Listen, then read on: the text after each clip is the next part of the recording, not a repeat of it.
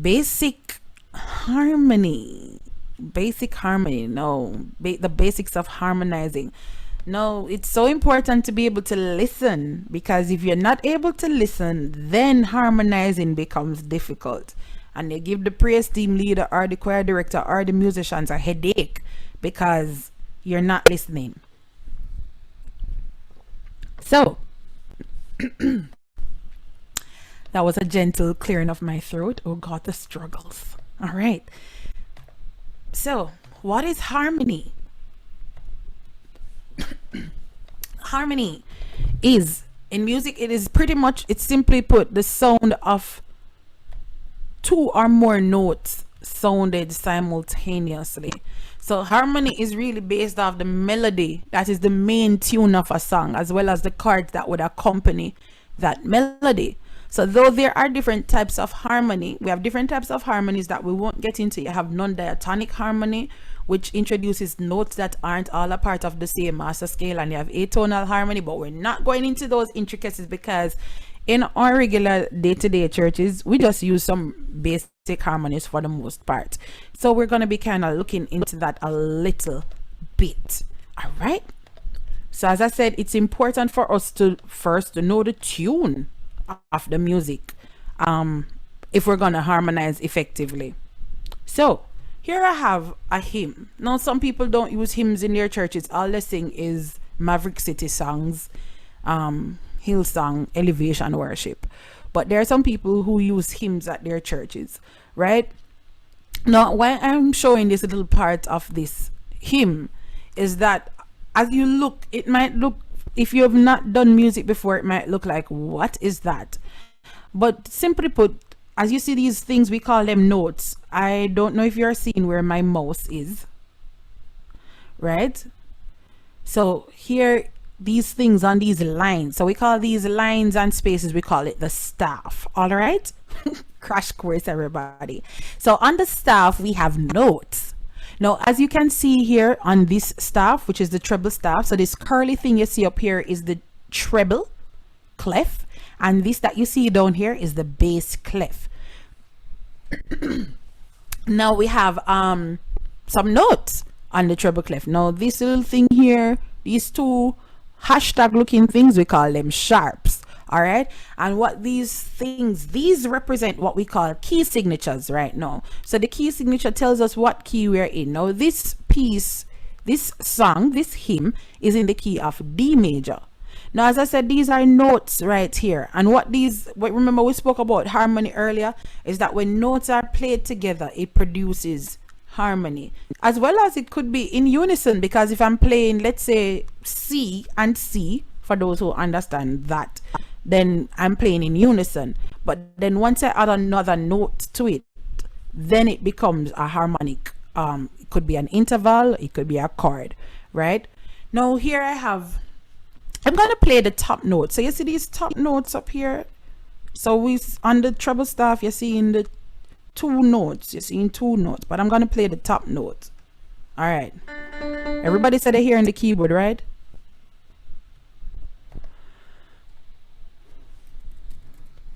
We hearing the keyboard good? All right. All right, good. So I'm gonna play the top note. Hey, 9/8 time signature. And this starts pretty much like an on and a crucis. Okay.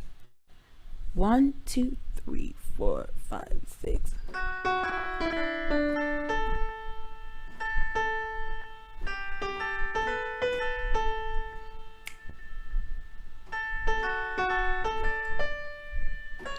All right, I'm not going to play any further than that. So we know that that's the melody, right? Now, if I play the second note that we're seeing there with it, this is what it sounds like. Daniel Edwards, do not judge me, please. Okay, or Daniel Bryan. These people are past Edna Mandy students. All right, so let's go.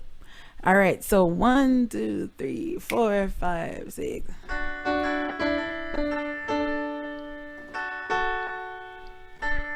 Where am I? Okay, yeah. Oh, that's the harmony that they have. So it sounds like them old time harmony-ish, right? All right. So what happens is, did we hear the difference now when the second notes were added?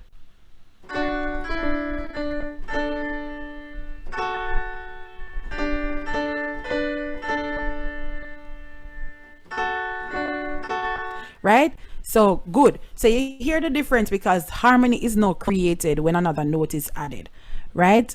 And I could add the bass, but I'm not going to embarrass myself this morning because I probably should have practiced this before I came onto the Zoom. You know, technology will flop your show. All right. So it's important that we know the melody of the song. As I said, everybody needs to know the melody of the song. The keyboard player, the bass guitarist, they all need to know the melody of the song. The musicians need to know it because they need to know where they're going in the song. And if you even don't know the song, you can listen because chords, the melody, the chords are centered around the melody of the song, right? So if the person is singing, they maybe, let's say we're in the key of C, they maybe start singing a note. The melody maybe has F, A, D, A, F, for example. Maybe they would go to the 4 or they would go to the 2, right? So it's important that you can hear the melody and know where it is going. And just know what chords that can work with that. Is the melody the same as the tune? Yeah, man, that's what we said earlier, Miss Gigi, that the melody is the main tune of the song, right? So it's important that we know the melody of the song. Everyone needs to know the melody, especially because there are some songs where you end up singing in unison together. All right. Next thing is, so how does harmony work? So sometimes we have sopranos split in two. Sometimes we have altos split in two, tenors split in two, bass. When I say split in two, I mean we might have first soprano, second soprano. Some choirs, like traditional choirs, you might have quas. Let me say quas. You might have soprano, soprano, alto. Maybe that's at an all-girls school. More commonly, we have soprano, alto, tenor in our churches, right? In like the Anglican churches, they might have soprano, alto, tenor, bass. And what you would have seen on the score that I showed of Blessed Assurance earlier, that is an SATB setup if we're supposed to let each person sing the part. So the sopranos usually have the top, the altos usually have the second notes, the tenors usually have the third note, and the basses usually have the fourth note, right? And that's usually, and it doesn't mean that the sopranos always have the melody. The sopranos do not always have the melody. Sometimes it's the altos that have the melody and the sopranos are singing the harmony, right? But just naturally the build up or the setup of it is that the sopranos are at the highest note, the altos come in, and then the tenors, and then the bass. All right, so how does harmony work? So as I said, in traditional settings, we tend to have soprano, alto, tenors. I'm going to be playing something and I'm going to ask you if you can find the parts, right? I don't know if I will be able to. All right, let us see. So I'm going to play a song and I'm going to go to the part where the harmony comes in, and if you are able to tell me what so remember I said to you that the soprano has the top notes, the altos have the second note, and the tenors tend to have the third note. This is a SAT setup that I'm going to play.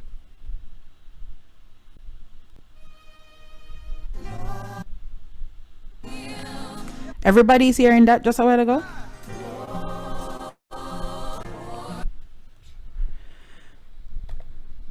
Okay, beautiful. All right. So, can somebody tell me what the sopranos are singing?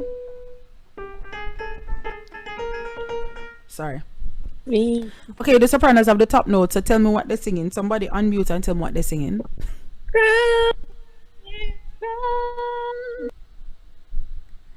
Beautiful. Amen.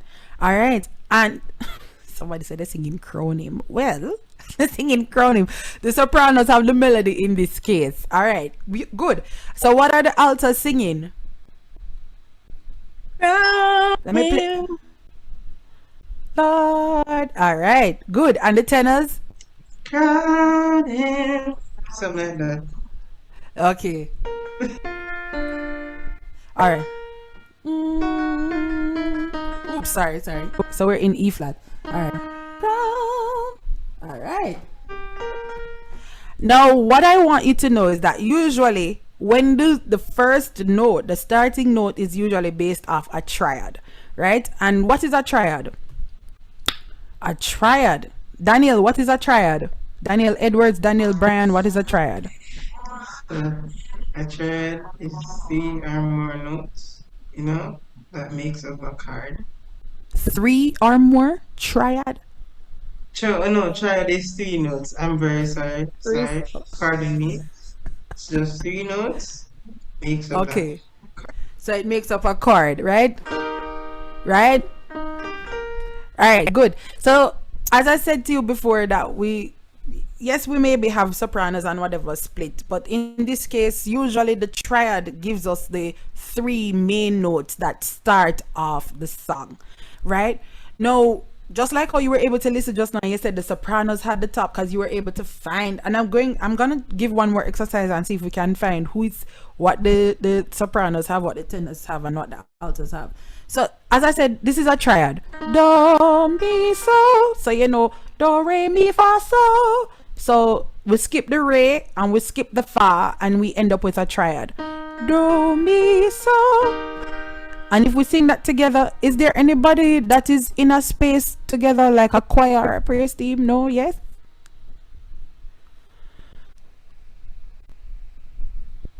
Okay. All right. Nobody. All right. So so the sopranos had crown him, right? Crown. So, and somebody said the altos had crown and the tenors had crown. So if we put that together, unfortunately Zoom will not allow us to sing together. That is the starting note. So it's so easy that almost any song, it doesn't mean it's applicable to every song. Once the song starts and you find the top note, you can find what the other persons are singing. I'm going to just try one more, see if we can find what the all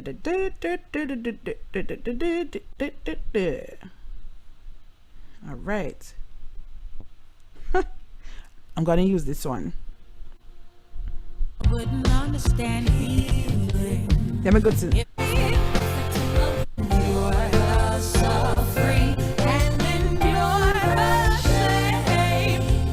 it's coming.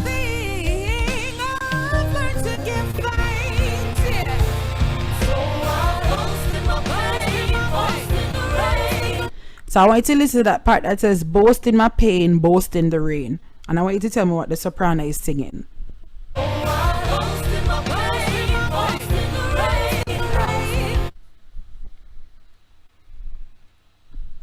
So I wait. Boast in my pain, boast in my rain. Something like that? Yes. All right. And what do the altos have?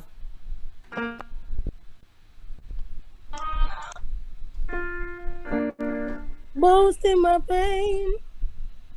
Boast in the rain. All right, good. And what does the tenor? What the tenor has? Boast in the rain, boast in the rain. I hope That's like the octave below the sopranos. Yeah.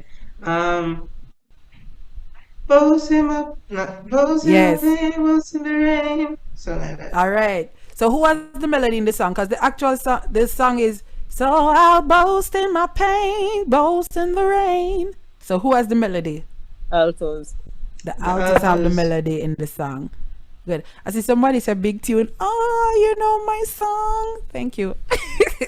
All right. So yes. So it's, you see how, and then so that is boast. And no, this is going to be interesting because this brings me to the next thing that I want to introduce is that harmonies can be inverted, right? And I'm sure we've all heard, here's some people, we're going up and it's not changing the key, it's inverting the harmony. So originally maybe the sopranos would have had, let me go back to crown him. I want to. Unfortunately, I'm not able to have anybody sing this morning. Hopefully, next year we can meet in a physical space. But crown him. I'm gonna stay in this key. Alright, let me go in this key. Crown him. Cause we said that the sopranos had the melody earlier, right? Crown him. Alto said crown him. And tenor said crown him. Alright. But so what we're seeing on the screen here is crash course, as I said, C E G, right? C E G. Crown, crown, crown. But if we're inverting, so that's the root position of the chord. If we're inverting, it means that the people who had soprano, you're going to be singing what the tenors were singing an octave higher, right? So while the tenors would have had crown him, originally sopranos, you had crown him. But when you go up and they say we're going up, we're going to invert, crown him. I remember the tenors had crown him earlier. So now sopranos have crown him. And altos you had crown him. But you're moving up to what the sopranos had, which is the melody. Crown him. Right? And the tenors, you're moving up to what the altos had. So instead of singing crown him, you're moving to crown him. Crown him. So crown him. So that's C to F. Alright. And if we invert to the next one, crown, no. And then we go to, I don't know if you can kind of hear what's happening with the keyboard. If it would be easier to explain with voices. But it's pretty much that's the basics of inverting, because sometimes we overthink, like, what am I doing? It just means while you're singing your part confidently, listen to what the next section beside you is singing. So the tenors, you're going to move to what the altos singing, and the altos you're moving to what the sopranos were singing, and the sopranos you're moving to what the tenors were singing an octave higher. And if you need to invert again, it means that the sopranos who have moved to tenor, you're going to sing what the altos were singing originally in the octave higher, right? Because we're going up. So here we have, as I said, crash course, C, E, G right here. This is C, this is E, this is G. And the second chord is E, then G, then C, right? It's the same thing. Same chord, but different inversions, right? So how do we create a nice blend? This is the next thing that's very important, creating a nice blend. We have to listen to each other. We have to match volume. We have to match dynamics. So if everybody is getting soft, everybody needs to go soft. If everybody is belting, everybody needs to belt the same way, right? And that's so essential to creating harmonies. We have to match the voice quality as best as possible. Sorry. We have to use the same vowel formation. So if everybody's saying, here's my worship, right? Somebody else can sing worship, all of my worship. Everybody's saying worship, okay? If that's the way how we're gonna approach it, we all need to approach it that way. We must use the same vowel formation. God. Some people can be saying God. God. If we're all saying God together, let us say God together. If we're being Black American style like and saying God, let us all say God together. Okay, the same way. So we got to use the same vowel formation. We want to breathe at the same phrases, right? If we're taking a breath, He brought me through hard trials. He brought me through tribulations. Never let a day go by and not realize. Right? Everybody has to be singing that. Had not been for the Lord who was on my side, back was against the wall. Why you think the Clarke sisters all have that nice blend together? Because they're all singing the same. They're using the same pronunciation. They're enunciating the same way, and they're taking their breath at the same phrases. You can't take the breath in at the middle of the phrase and me take it at the beginning of the phrase, right? We must do it together. All right. I know Trevelle wanted me to show. I had the opportunity of singing with Kimberell in 2019, and one of the things that with the three of us as females that were singing together, we had to match each other's voices, you know. So we the practice, while we practice, we just had to really work on matching each other's voices. So I'm gonna just show a quick clip of that. All right, share screen. We're pretty much at the end right now. As I say, it was a crash course.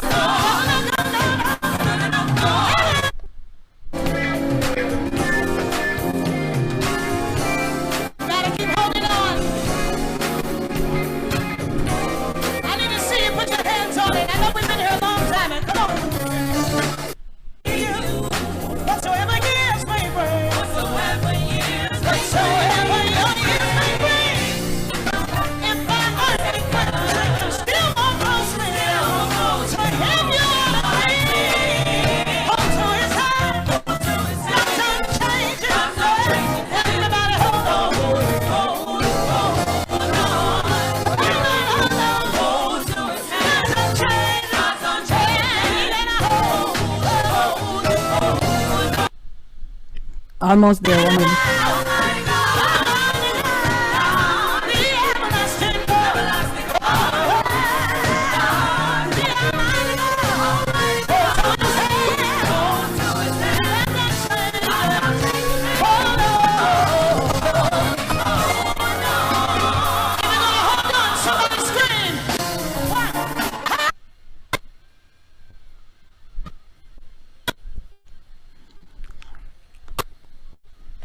All right, if you're listening, you hear that grip? We grip it together.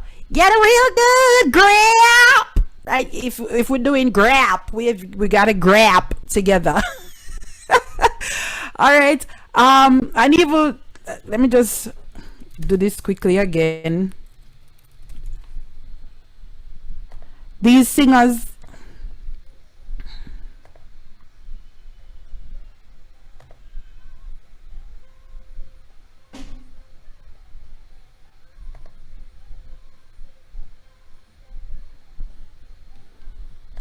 We hear that unison, how everybody's just trying to place those notes nicely together.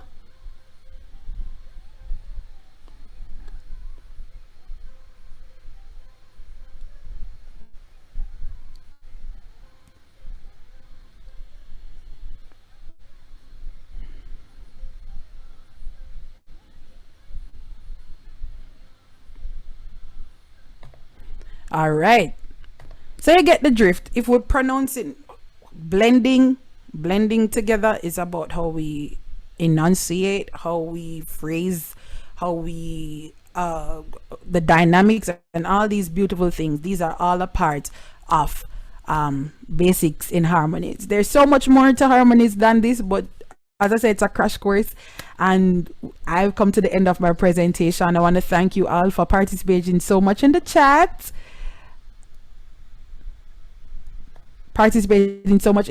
Yes, it was great to have you people speak with me right there, and thank you so much for having me.